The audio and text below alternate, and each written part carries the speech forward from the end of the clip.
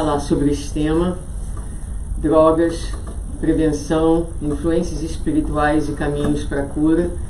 Nós estivemos aqui no mês passado falando sobre a valorização da vida e tocando no tema do suicídio. Hoje nós falaremos de droga, daqui a um mês nós falaremos sobre depressão, uma série de palestras que na verdade são parte de um seminário que nós estamos preparando, e a quarta e última palestra fala sobre as belezas e as bênçãos da vida na Terra. Então, devagarinho, a gente vai dividindo algum do conteúdo com vocês. E como falamos no mês passado, a gente olha assim, às vezes, o tema e pensa, eu conheço uma pessoa, né, que precisa de ajuda, que usa drogas, e essa palestra talvez vai ser muito boa, vai servir bastante para alguém que não sou eu. Mas, na verdade, a gente convida cada um de vocês a escutarem com o ouvido de quem se reconhece um espírito frágil, profundamente necessitado, acima de tudo, da terapia do Evangelho, para nos ajudar a caminharmos pela vida de forma mais sóbria e mais corajosa. Então, dentro desse contexto, a prevenção é para todos nós.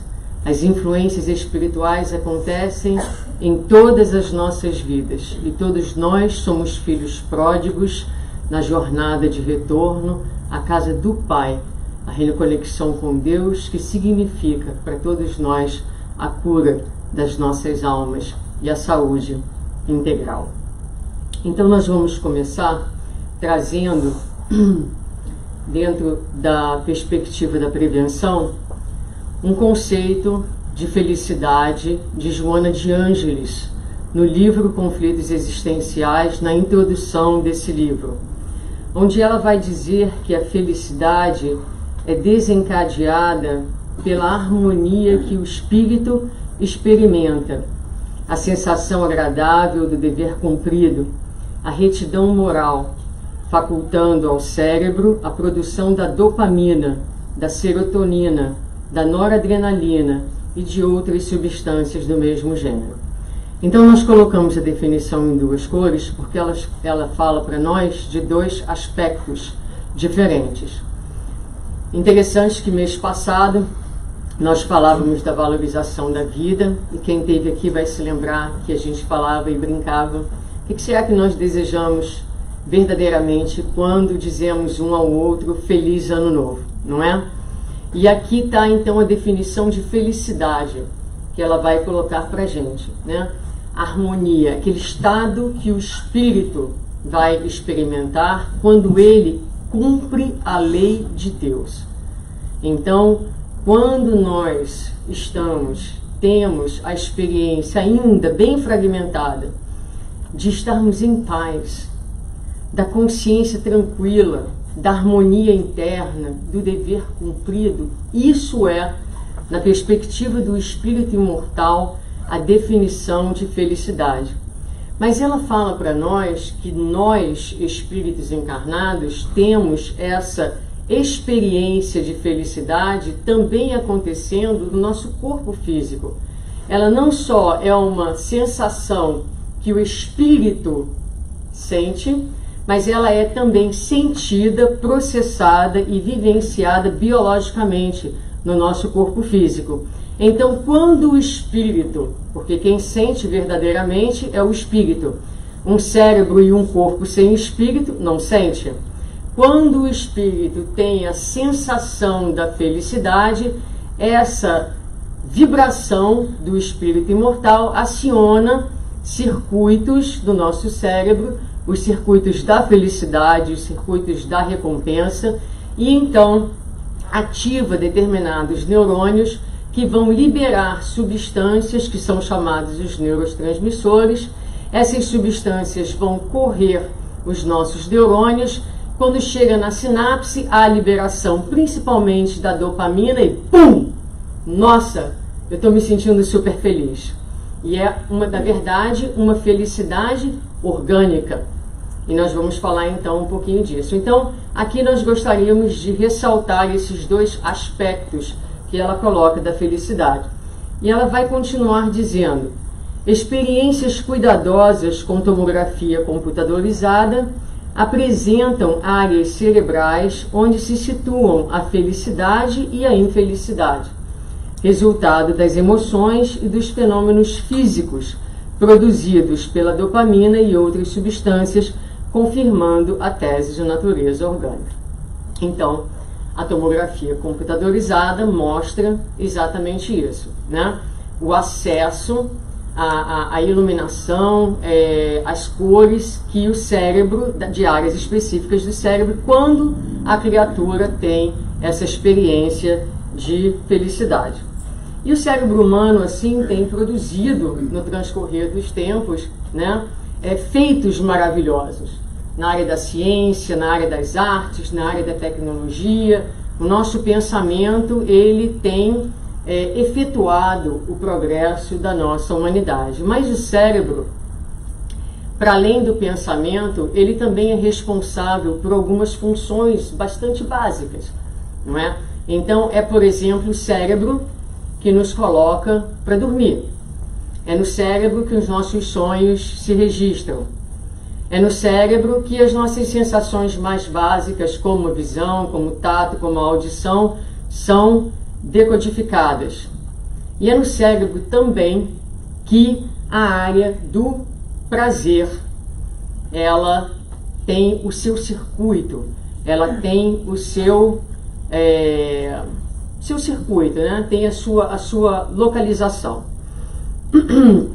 Então, como nós falávamos, essa sensação de prazer que o espírito sente quando, por exemplo, conquista alguma coisa, uma vitória, não é?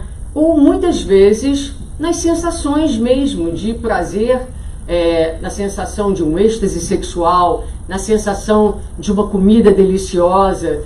Tudo isso são fatores que vão acionar esse sistema de recompensa, esse sistema de felicidade, de alegria ou de sensações prazerosas. As drogas, a dependência química, ela vai fazer exatamente a mesma coisa. Então, o que a gente gostaria de perceber Joana traz a definição de felicidade como uma conquista interna da alma. Nós usufruímos de sensações de prazer e de alegria sensoriais que são diferentes do que Joana fala. O mecanismo biológico é o mesmo. O circuito da felicidade é o mesmo. Um produzido por sensações que passam, mas que são importantes da gente desfrutar, não há problema nenhum de desfrutar dos prazeres, os prazeres existem com um propósito. Ele é acionado pelo espírito imortal, mas muitas vezes nós vamos acionar esse circuito de forma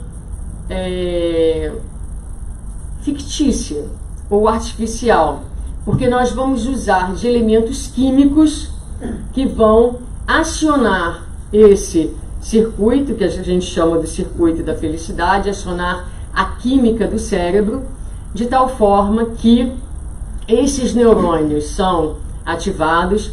A dopamina agora ela é liberada em doses mais altas, e o que acontece é que gradativamente o circuito em si começa a funcionar de forma ineficiente. Por quê? Porque junto da dopamina e desses outros neurotransmissores da felicidade, nós temos também um número de neurotransmissores que ajuda a manter as coisas em equilíbrio. Tá bom, felicidade, mas tem um limite, não é? Uma coisa é uma felicidade saudável, outra coisa é uma exaltação. Ontem o meu filho chegou em casa, passou a tarde no aniversário de uma coleguinha. Falou assim para mim: mamãe, acho que o pai da menina bebeu muito, porque ele começou a xingar de repente, falava tão alto, ria de nada, ou seja, não é? Estava um pouquinho alcoolizado, o pai da criança. E ele percebe, então, o distúrbio de comportamento que causa a ingestão da bebida, nesse caso. E o que acontece? Ninguém começa a experimentar a droga num nível de dependência, não é? Todos nós ouvimos falar que certas substâncias produzem um certo bem-estar. Aí um dia, lá na nossa juventude, a gente decide experimentar a primeira latinha de cerveja, o primeiro copinho de álcool, às vezes junto com amigos acende o primeiro cigarro, e aí a gente vai começar a descobrir essas determinadas sensações. E aí a gente pensa num determinado momento, por que não mais uma? E por que não mais uma? E por que não mais uma? E por que não mais uma?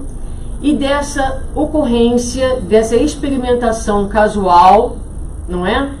De fim de semana, agora parece que eu preciso tomar também um copinho de uísque ao fim de cada dia, afinal é preciso relaxar. Mas se não for um copinho de uísque, vai ser aquele copinho de vinho tinto ao final de cada dia. Mas de repente o que acontece é que um copinho de vinho já não está mais causando aquela sensação agradável que eu sentia. Então agora eu vou tomar 2 copinhos de vinho. E daqui a pouco a gente toma uma garrafa de vinho a cada noite, a gente toma meia garrafa de vodka a cada noite, e a gente vai entrando pelo campo das drogas e da dependência química. O que antes era uma experimentação casual de fim de semana vira uma prática diária e nós criamos um hábito. E do hábito a coisa salta para a necessidade, para a compulsão, e essa droga e essa química, ela começa então a tomar as rédeas da nossa vida, porque é importante no transcorrer da vida que nós tenhamos controle sobre aquilo que nós fazemos e não as coisas tenham controle sobre nós. E assim então a criatura entra naquilo que é chamado vício e a dependência. O circuito de recompensa, o circuito cerebral começa a ficar afetado, porque esse excesso de dopamina, esse excesso de neurotransmissores agora, ele é também acompanhado de uma deficiência de outros neurotransmissores que deveriam estar absorvendo, e há um desequilíbrio neuroquímico no cérebro causado pelo uso prolongado de substâncias químicas, de tal forma que ficam então danificados a parte cognitiva, a pessoa já não raciocina da mesma forma, a parte executiva começa a afetar a capacidade de execução das tarefas diárias no dia a dia e daí por diante. E aí os vícios vão ser então definidos nessa perspectiva como comportamentos recidivantes, crônicos, com consequências negativas. E esse desejo mal gerenciado, compulsivo, de continuarmos com um comportamento de alguma coisa que nós sabemos ser prejudicial para a nossa saúde e para o nosso bem-estar. Bom, as estatísticas da dependência são bastante assustadoras e eu vou pular vários slides, porque, como disse, isso é uma apresentação para uma conferência maior, não vamos perder tempo com estatísticas. Quem quiser, Dr. Google, tem muita estatística, vai lá e dá uma olhadinha, mas o problema é sério e acho que todo mundo tem consciência da gravidade do uso das drogas na nossa sociedade. Mas vamos perceber que, apesar de nós estarmos falando das dependências químicas, há um outro tipo de dependência que se chama a dependência comportamental. E essa dependência, ela cientificamente não há ainda um acordo entre os cientistas que determinados comportamentos possam ser considerados como vícios. No entanto, os cientistas já mostram também, através de tomografias computadorizadas, que as mesmas áreas e o mesmo circuito é acionado quando, por exemplo, as pessoas se tornam jogadoras compulsivas. seja nas casas de jogos, seja no joguinho do telefone, seja no uso das redes sociais como o Facebook. Já há pesquisas que mostram também que cada vez que nós acionamos o Facebook, há liberação de dopamina no cérebro. Quantos de nós aqui não é hoje viciado nas redes sociais? E viciado é, você consegue parar de olhar, você sente aquela compulsão, e mais importante do que isso, quando nós pensamos nos comportamentos e nas dependências, é sempre pensarmos qual é o papel que esse copo de vinho, que essa cerveja, que essa rede social fazem na minha vida e na gerência, acima de tudo, das minhas emoções. A ciência materialista vai dizer então que as causas do vício têm correlação com esses circuitos do cérebro que nós estávamos falando, com a genética. Há vários estudos que mostram que quando há gêmeos idênticos comparados com gêmeos fraternais, os gêmeos idênticos têm mais propensão ao desenvolvimento das dependências. Há também a questão da disponibilidade. Então, há menos pessoas que são alcoólatras em áreas onde há lei seca. Também há menos pessoas que são viciadas no consumismo, onde não há shopping mall, onde não há Gap e Banana Republic. É simples assim. Então, é uma questão de disponibilidade. E eles vão concluir dizendo que as causas das dependências são complexas e únicas. Das fixações comportamentais às compulsões químicas, as respostas se encontram em nossos cérebros, em nossos genes e no mundo que nos cerca. Mas a gente sabe um pouquinho mais do que os cientistas, com todo respeito à ciência da Terra, não é? Então nós vamos ver que as causas vão para muito além disso. E vamos ver então com Joana de Ângeles, que vai nos dizer que na psicogênese da drogadição encontra-se o espírito aturdido, inseguro, às vezes revoltado, que traz do passado uma alta carga de frustração e de rebeldia. Então aqui ela nos fala de uma alma em dor, aturdida. Alma aturdida. Levanta a mão quem não é aturdido nessa sala. Não é? Então ela está falando da gente, porque nós somos todos meio aturdidos, não? Quem de nós tem consciência, tem clareza, tem segurança, não é? A gente anda assim meio cambaleante na vida.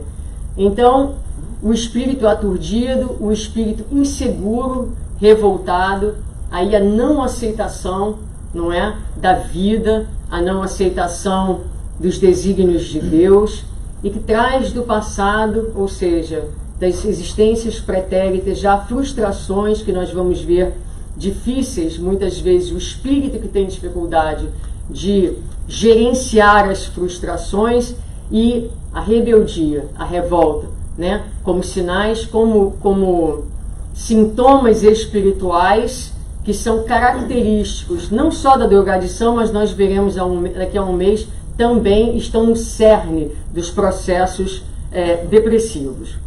E aí ela vai, há 3 capítulos nesse livro, um que fala de drogadição, de alcoolismo e de tabagismo, capítulo 12, 13 e 14.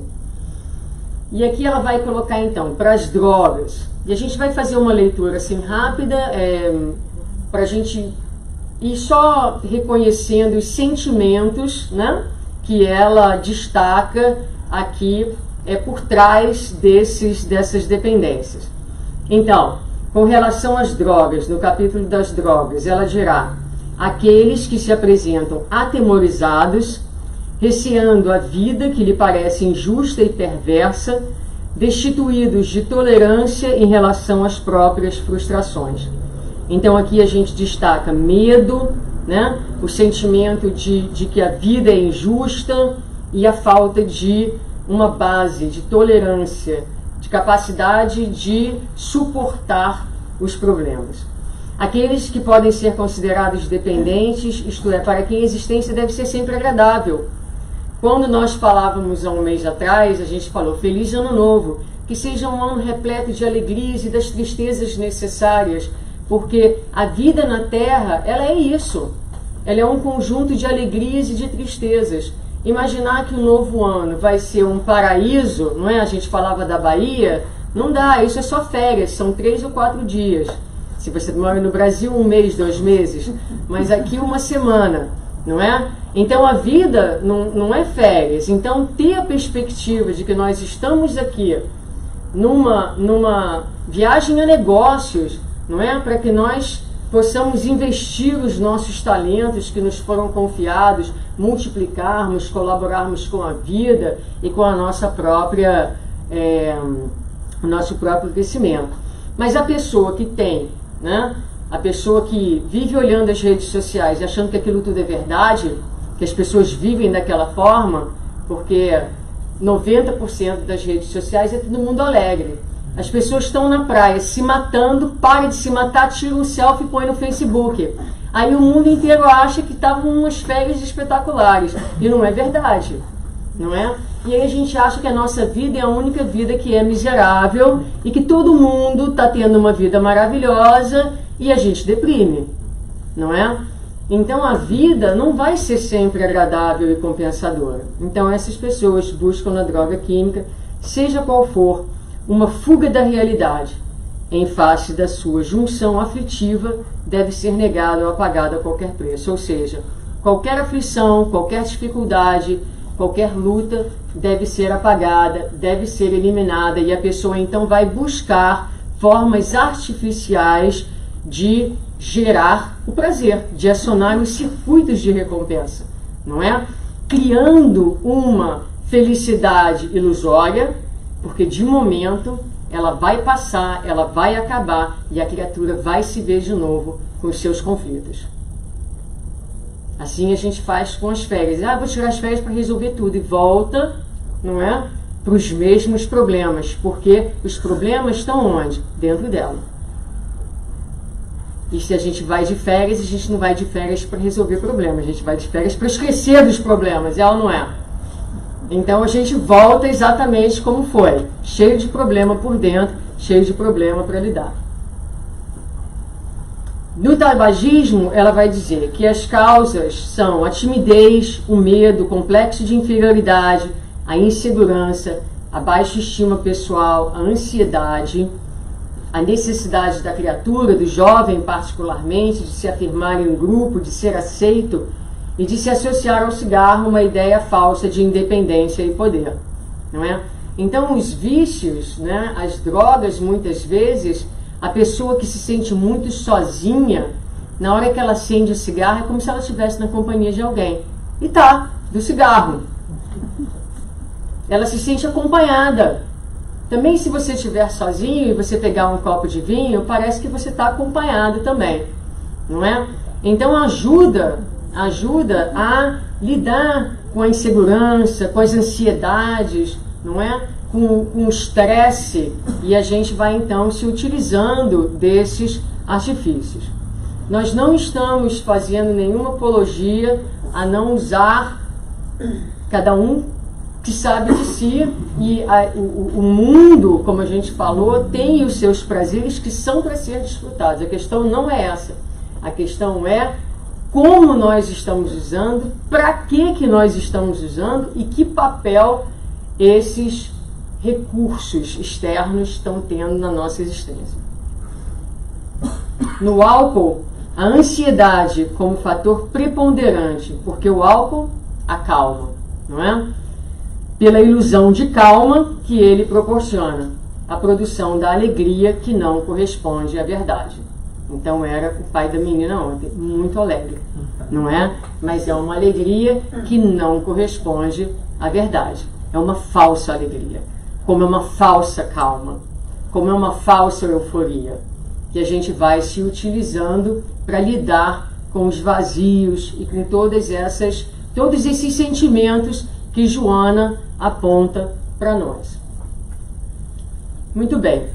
Então, quando nós olhamos para todos esses sentimentos e a gente busca o denominador comum entre todos eles, a gente pode dizer que todos nós sofremos de um adoecimento primário, que é sempre o nosso afastamento de Deus, não é?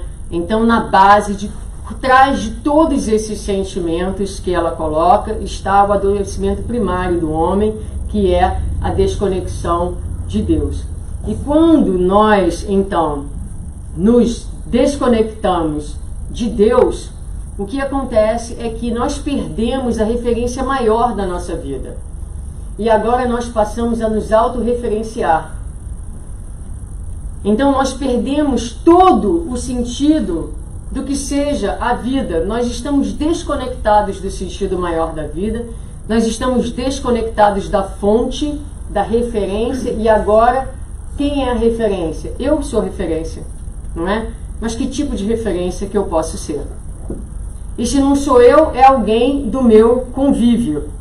Mas são referências que serão sempre deturpadas pela nossa inconsciência, pela nossa inferioridade. É como se uma criança, se você desse autonomia a uma criança de 5 anos e dissesse para ela: você não precisa mais de mamãe e papai, você agora é a autorreferência, você se educa. Então a criança vai querer todos os dias fazer uma bagunça dentro de casa, porque essa é a referência de felicidade dela. Se o adolescente também perde a referência dos pais, então a vida dele vai ser uma grande festa, porque na adolescência nós queremos festejar a vida, não é? Então o espírito também perde a referência que ele precisa, e nós vamos caminhando aí nas nossas vidas uma grande festa, uma grande bagunça, cada um sabe da sua, não é? Como é que a gente classifica as nossas existências, porque perdemos a conexão com Deus. Então essas almas que nós estamos falando não são os drogados da sarjeta, somos todos nós, porque os sentimentos que Joana descreve pertencem a todos nós. Porque os vícios de comportamento hoje, eles são parte integrante da nossa sociedade. E nós vamos viver ainda, num futuro não muito distante, as consequências dessa alienação coletiva que nós estamos vendo acontecer quando muitas vezes nós estamos sentados um diante dos outros sem conseguir levantar a cabeça para olhar quem está em frente da gente, porque está cada um completamente absorvido no seu universo particular. E mesmo, meus queridos, mesmo o próprio trabalho, como nós falamos também há um mês atrás, dentro da doutrina, pode se tornar a nossa droga. O espírito Jacó, na introdução do livro... Voltei? Obrigada. Ele fala exatamente sobre isso. Um trabalhador espírita, sério, comprometido, que vai se encontrar no mundo espiritual em uma condição de pobreza e espantado com a falta de recursos espirituais, ele vai se dar conta de que usou a doutrina para fazer a caridade para os outros, perdendo o endereço de si mesmo, sem nunca entrar em contato com as suas próprias deficiências. Ou seja, foi uma droga, literalmente. Brincadeira, né? Mas é porque eu falei e aí eu não aguentei, né? Veio a... Então, uma droga no sentido, né, de ter criado o que as drogas fazem, que é a ilusão de estar se fazendo, se conquistando alguma coisa, quando verdadeiramente aquilo não é o que a pessoa almeja de verdade, não é? Então, vamos ver que as drogas, esses comportamentos, não só eles não resolvem, como eles criam maiores dificuldades para nós. E Joana de Ângeles vai continuar então dizendo que, iniciado o uso de qualquer substância química tóxica, após a euforia mentirosa e a queda na angústia pela falta do estímulo artificial, muitas vezes o paciente experimenta mal-estar compreensivo. E nós escutamos uma palestra, a referência está no final, do Dr. Roberto, presidente da AME de Minas Gerais, onde ele tem uma expressão muito feliz, porque ele diz então que dentro do uso da droga, a pessoa busca, na verdade, a droga, o uso da droga ou das dependências é um sintoma, né? A gente não cura o uso da droga. O uso da droga é um sintoma de alguém que está buscando ser feliz, como todos nós. Só que pegou os caminhos transviados. Mas é uma alma doente, de uma doença interna. E essa alma, dentro da sua ilusão, ela busca o uso da substância, que vai fazer com que ela se sinta temporariamente melhor. O efeito da substância acaba e ela então se encontra agora com um vazio ainda maior. Me vem à mente a ideia de um buraco. Quando passa o uso da droga, é como se esse buraco, como se a erosão, como se fosse havendo uma erosão e ele fosse se aprofundando cada vez mais, não é? E a pessoa precisa cada vez mais do estímulo. Mas não é que ela precise de uma dose cada vez maior, é que o buraco dentro dela vai ficando cada vez maior. Então há uma correlação entre o aumento, a necessidade de mais e mais, porque na ilusão de querer tapar uma infelicidade interna, não é? Ela vai usar de recursos externos que não só criam a ideia, a ilusão de uma felicidade, mas vão aumentando ainda mais o buraco interno e roubando da pessoa a possibilidade de uma resolução real das suas questões. E para além disso, para complicar um pouquinho mais a nível espiritual, não é? Voltando às causas, nós vamos ver com Joana, com relação aos hábitos, que não poucos viciados renitentes são vítimas do mesmo hábito que mantiveram em existência anterior, na qual mergulharam em abismo profundo e retornaram com as marcas da dependência que os consome, avançando para expiações mais graves no futuro. O que Joana vai nos dizer é que muitos dos indivíduos que entram nas viciações químicas já viveram um processo no passado e trazem a memória e trazem a tendência e estão mais expostos a reincidirem nos mesmos padrões. Cada hábito menos digno adquirido pela alma no curso incessante dos séculos funciona qual entidade viva no universo do sentimento de cada um de nós, compelindo-nos a regiões perturbadas e oferecendo elementos de ligação com os infelizes que se encontram em nível inferior. Então aqui ela complementando o pensamento dela.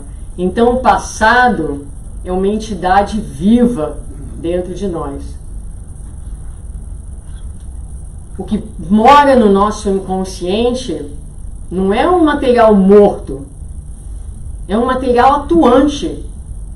É um material que se manifesta no nosso dia a dia, para quem tem olhos de ver e consegue enxergar.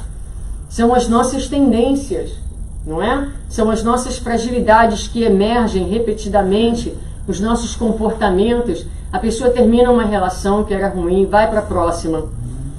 Termina, vai para a próxima, e ela vai repetindo os mesmos padrões, ela escolhe até os mesmos tipos de parceiros. Ela não consegue sair daquilo. Porque não é o parceiro, é ela o problema. É ela repetindo os mesmos padrões. Então o inconsciente, essas experiências, elas estão vivas dentro de nós. E dentro da dependência também são um fator. E vão oferecer o pretérito com a vivência do presente, os plugs para as ligações espirituais. E aí a gente entra então na parte, vou pular essa questão, que é Kardec no Livro dos Espíritos falando exatamente a mesma coisa, mas vamos passar para as influências espirituais, já que nós chegamos até nela, né? Então, fora isso, ainda tem os nossos amigos espirituais. E aqui a gente vai usar então um pouquinho de André Luiz para ajudar na compreensão desse fenômeno. E eu vou dividir com vocês, eu não sei se tem muita gente nova aqui, não é? Mas qualquer dúvida pode conversar com a gente depois. Isso aqui é o relato de uma família que está jantando, estão sentados numa mesa e André Luiz, espírito, com seus mentores, estão observando aquela família. E ele se assusta, porque ele vai observar a presença de 6 entidades envolvidas em círculos escuros que acompanhavam o repasto como se estivessem tomando alimentos por absorção. E aí ele fica estupefato e pergunta como é que pode tal coisa. E os mentores então vão responder para ele o seguinte: tanta admiração somente por vê-los tomando alimento pelas narinas? E nós outros? Desconhece você, porventura, que o próprio homem encarnado recebe mais de 70% da alimentação comum através de princípios atmosféricos captados pelo conduto respiratório? Você não ignora também que as substâncias cozidas ao fogo sofrem profunda desintegração. Ora, os nossos irmãos, viciados nas sensações fisiológicas, encontram nos elementos desintegrados o mesmo sabor que experimentavam quando em uso no envoltório carnal. Então isso é para a gente entender como é que o processo das viciações ocorre, não é? Os espíritos, eles não podem ingerir as mesmas coisas, mas eles absorvem esses vapores, para a gente botar um termo, da comida, da droga, do álcool. Quando a criatura chega do seu lado com um hálito de bebida, você sente na mesma hora, não é? Aquele cheiro forte, aquele odor forte. Você sente, muitas vezes tem uma certa náusea, mas o espírito que está desejoso do álcool, ele vai ingerir aquele odor, e aquele odor vai reproduzir nele a sensação correspondente do prazer que ele sentia quando encarnado, quando dependente de tomar aquela determinada bebida. Então esse é o princípio. E aí a obra de André Luiz tem vários casos, mas eu trouxe um para a gente hoje à noite que eu acho bastante importante. É um caso de sugestão. Então esse caso aqui está no livro Missionários da Luz, e esse caso aqui agora já vem aí a referência. O caso Cláudio Nogueira. Esse caso é interessante porque há um outro caso que a gente vai citar aqui, que é um caso de uma obsessão mais forte. Esse caso é uma sugestão. Então, para aqueles que não são drogados, não é? Mas que gostam aí de tomar uma bebidinha aqui e acolá, não é? Não estou dizendo que isso sempre acontece, quem sou eu para dizer qualquer coisa, mas isso são quadros que acontecem. Então vamos ver. Um dos desencarnados infelizes se aproxima de Cláudio e grita: quero beber, quero beber. A voz escarnecedora nos agredia a sensibilidade auditiva. Este é André Luiz falando. Cláudio, porém, não lhe pescava o mínimo som, mantinha-se atento à leitura. Contudo, se não possuía tímpanos físicos para qualificar a petição, trazia na cabeça a caixa acústica da mente sintonizada com o apelante. Ou seja, ele não estava ouvindo, mas mente com sintonia, ele vai o quê? Captar aquela mensagem. O assessor inconveniente repetiu a solicitação algumas vezes, na atitude do hipnotizador que insufla o próprio desejo, reasseverando uma ordem. O resultado não se fez esperar. Vimos o paciente desviar-se do artigo político em que se entranhava. Cláudio abrigou a sugestão. Então ele recebeu a sugestão, convicto de que se inclinava para um trago de uísque exclusivamente por si. A sede de aguardente se lhe articulou na ideia, ganhando forma. Vejam, ele vai ter reações orgânicas. Então, A mucosa pituitária se lhe aguçou como que mais fortemente impregnada do cheiro do acre que vagueava no ar. O texto continua falando de outras sensações fisiológicas que ele vai ter. Ansiava tranquilizar-se, a necessidade da calma. E aí o que ele faz? O amigo sagaz percebeu-lhe a adesão e colou-se a ele. Então, em todo o processo obsessivo, a nossa participação, acolhendo a sugestão e abrigando aquele espírito na nossa intimidade. Nada de culpar os obsessores. Desobsessão começa a partir de nós mesmos. Nós somos sempre o porto que abriga aquele que vem. Então, se você quer se livrar do obsessor, é preciso que você mude a sua casa mental, a sua sintonia. De começo a carícia leve, depois da carícia agasalhada, o abraço envolvente e depois de profundidade, a associação recíproca. Integram-se ambos em exótico processo de enxertia fluídica. Cláudio, homem, absorvia o desencarnado à guisa de sapato que se ajusta no pé. Fundiram-se os dois como se morassem eventualmente num só corpo. Levantaram-se a um tempo e giraram integralmente incorporados um ao outro, na área estreita, arrebatando o delgado frasco. A talagada rolou pela garganta, que se exprimia por dualidade singular.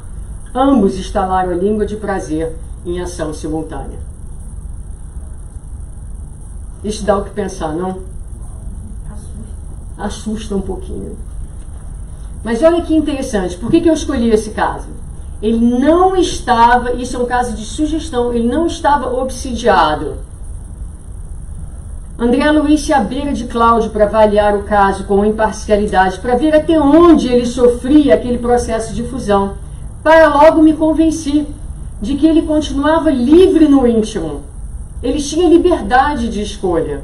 Não era uma influenciação a tal ponto que ele perdeu o juízo e já não conseguia concatenar as suas ideias. Não experimentava qualquer tipo de tortura a fim de render-se.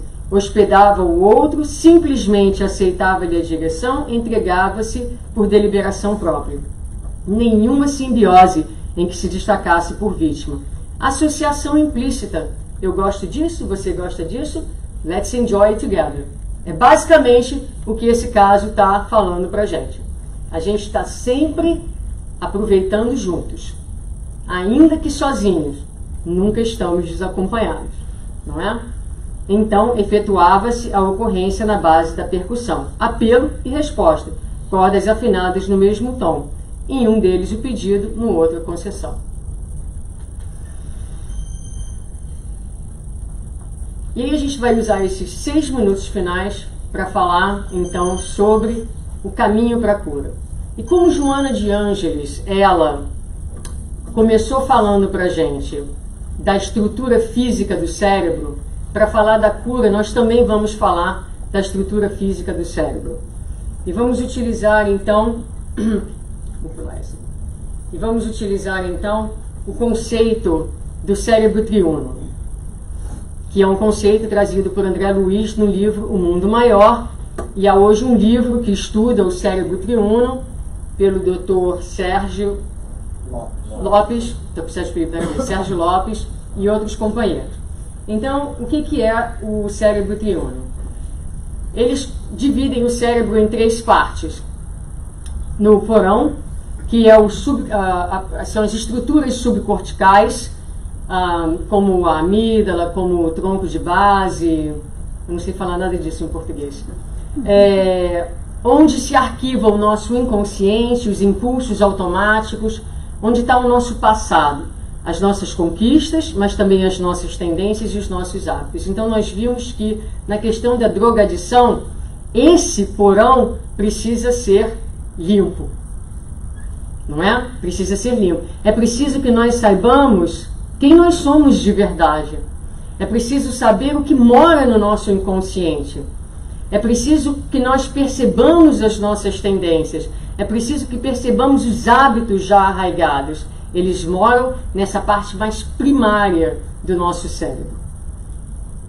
Logo acima, no andar térreo, nós temos o córtex, que é a grande parte, a maior parte do cérebro, que é o ego. O ego é a nossa personalidade.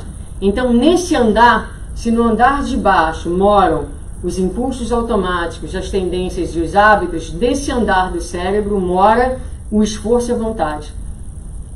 A senhora vontade e o senhor esforço. São um casal que moram nesse andar. Entende? E nós temos, então, que acionar esses compartimentos para que essas forças a favor da nossa recuperação. Então, aqui no presente são as nossas conquistas atuais. É o que nós estamos construindo nesse momento. E no andar superior é o supraconsciente, que é a nossa área de conexão com as forças superiores da vida, digamos assim. Então, na região pré-frontal do cérebro, que inclusive no livro Mundo Maior, os espíritos dizem que é uma área pouquíssimo utilizada por nós humanos, porque nós ainda estamos muito presos à animalidade. A maioria dos neurônios nessa área ainda estão silenciosos, porque eles têm a ver com a espiritualização e a moralização do homem. Então aqui quem vive nesse andar? Nossos ideais e nossas metas. É o nosso futuro. É aquilo que nós estamos construindo para amanhã. Então, para que nós possamos processar, né, dar andamento ao processo da cura, é preciso que nós atuemos em cada andar da casa. E eu trouxe para cada andar uma frase, então, para a gente se lembrar. Ah, não. Cadê minha frase? Cadê meu efeito? Ah, não. Eu sei quais são as frases. No primeiro andar da casa, a frase é: reconciliai-vos com o vosso adversário enquanto estáis a caminho. E por quê? Porque quando nós pensamos nisso, qual é o adversário que nós pensamos? Alguém que a gente não gosta lá fora, não é? Mas é preciso que a gente faça paz com a gente mesmo. Então é preciso que a gente se desculpe. É preciso que a gente se abrace. É preciso que a gente se perdoe. Reconcilia-te com o teu adversário. Olha para dentro de você mesmo sem se julgar, não é? Acolhe esse passado, não para viver nele, mas para que ele seja uma força que te impulsione para frente. Para que ele seja aquela força das experiências. Não deu certo, mas se não deu certo, pode dar certo agora, porque essa experiência que não deu certo é a experiência que vai me ensinar a fazer diferente. Então ela tem um valor, ela serviu, ela é parte da construção de quem eu estou me tornando. Então é preciso olhar para esse passado, para quem nós ainda somos, fazendo paz conosco mesmos. Porque se nós conseguirmos fazer isso, aí sim a gente faz paz com os outros também. No segundo andar, tudo me é lícito, mas nem tudo me convém. Então é quando nós chegamos no momento presente, fizemos paz com nós mesmos e agora nós vamos então acionar a nossa vontade, uma vontade esclarecida pelos princípios do Evangelho de Jesus, pelas referências. Nós vamos, através da casa superior, do andar superior, dizer para nós mesmos a cada dia, como falamos no mês passado, tudo posso naquele que me fortalece. Ou seja, reconhecer, reconectar com a força maior da vida, com o poder maior da vida, para que na casa superior a gente encontre o amparo, a reconexão com Deus, e utilizando desses valores nobres, desses valores do Evangelho redivivo, a gente possa então efetuar no presente, através do uso da nossa vontade e do nosso livre-arbítrio, guiado pelas nossas virtudes que começam a eclodir dentro de nós, fazermos então escolhas mais felizes para nós mesmos.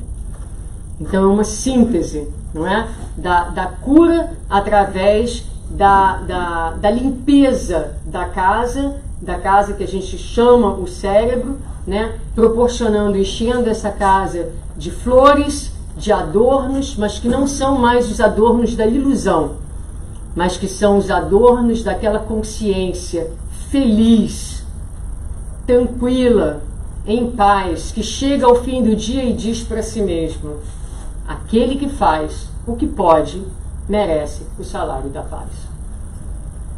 Me permitam terminar. Eu tô indo pra frente. Ai, gente! Teste de memória. Com Joana. Nessa época de transtornos de vária denominação, a terapia do Evangelho é a mais valiosa, sem qualquer demérito para as demais, por facultar alegria interior, esperança de plenitude e diretriz para a autoiluminação. Então, para qualquer problema da nossa vida, seja droga, seja dependência, seja as nossas inúmeras fragilidades, Evangelho, Evangelho e Evangelho. Muita paz. Obrigado. Vou deixar as referências para quem quiser estudar um pouquinho mais a obra de André Luiz e de Joana de Ângeles.